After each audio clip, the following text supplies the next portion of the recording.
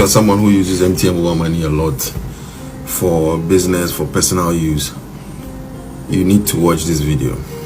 I got scammed. I lost about 11,500 cedis in one day.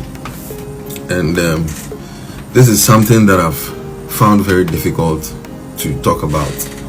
You understand? Because when these kind of things happen, it's very difficult to explain yourself. Or most people would think that you are not smart.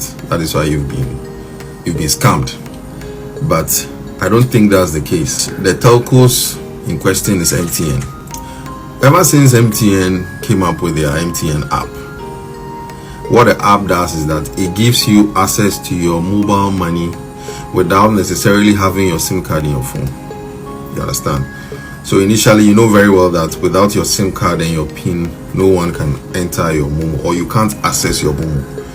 But now that is not the case. You can actually access your Momo without your SIM card.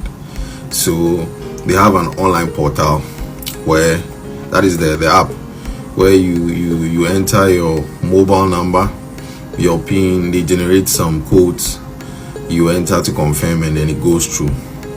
Okay, so now that is how the scam has been done. Okay, there are two companies in question here.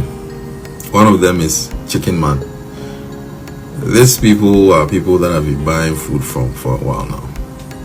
But I think somewhere last year or last 2 years, there's been this issue of people getting scammed when they call to order for food from Chicken Man. And I asked myself, why is it only Chicken Man? So I was at Kumasi Mall, and then I wanted to order for food.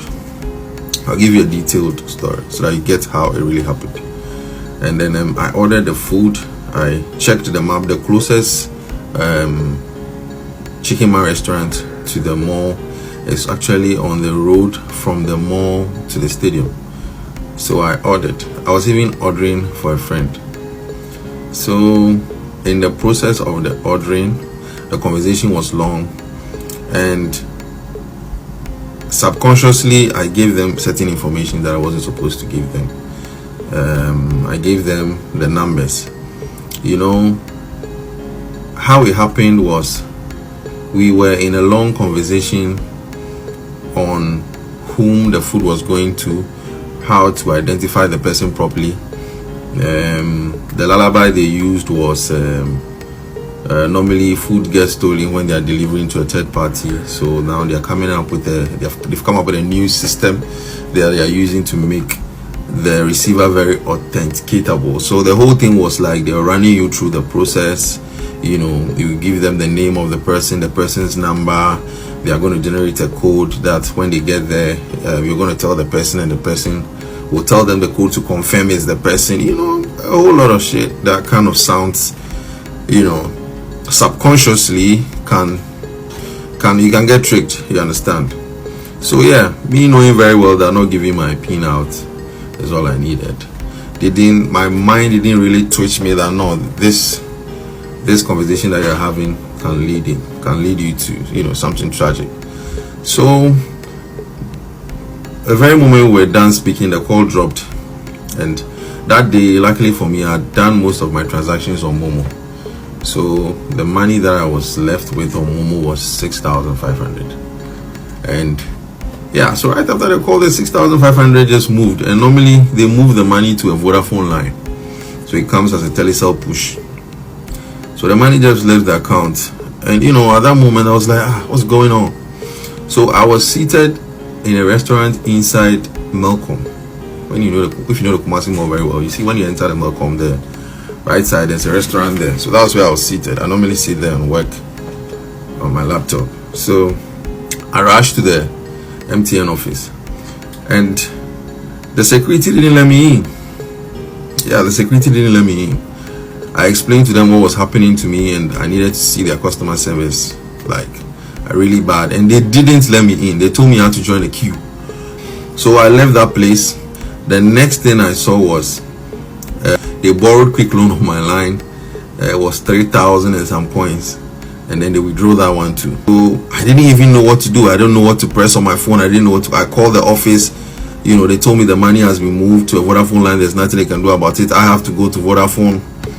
You know, and I changed my PIN that very moment. So after I changed my PIN, the transactions stopped.